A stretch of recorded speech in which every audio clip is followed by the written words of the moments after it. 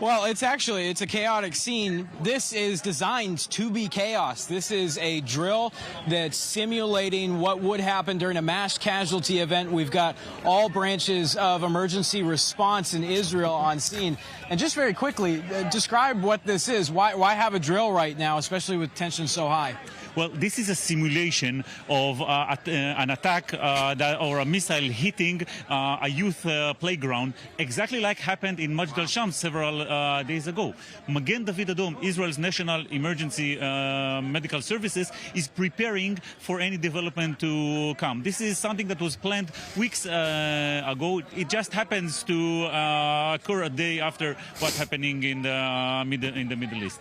Now we are simulating an incident where 50 young people are hit, involving community response, plus the arrival of the ambulances and the involvement of the bomb squad.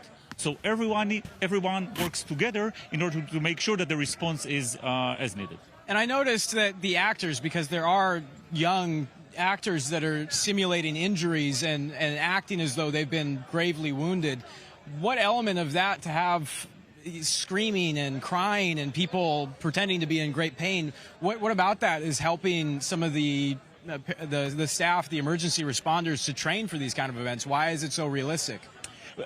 This is exactly the point. We wanted to be realistic. We don't want to have a tabletop exercise, and when we come to the scene, everything looks different. We want to simulate a scene that will look as much as possible as close to reality. This is why we have special makeup put on the wounded to simulate the injuries. This is why we ask them to shout, to create chaos intentionally, so the people that are actually training will experience this as similar as possible to reality. Now, we know that the preparedness process of Magen David Adom already proved itself. We prepare for a blackout scenario, an incident where electricity won't be available and we'll have to act.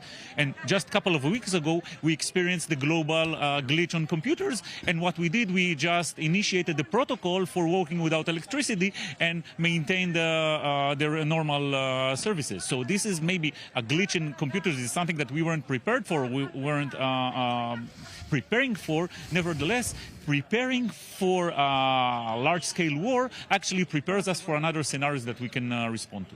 I think we just have a few seconds left, but for people that are in Israel, that are watching, advice going forward, maybe any recommendations, good thoughts about how to stay safe, what they can do, the civilians can do to help you guys do your job? Two things. First of all, I call all Israelis to join the Magen project. This is training of your own community, getting medical equipment, knowing what to do in the first 7 minutes. God forbid something happens. This is first thing. Second thing, God forbid if anything happens, act according to the Home Front Command instructions. They are the experts on this. Working according to their instruction can save lives. Please follow those instructions.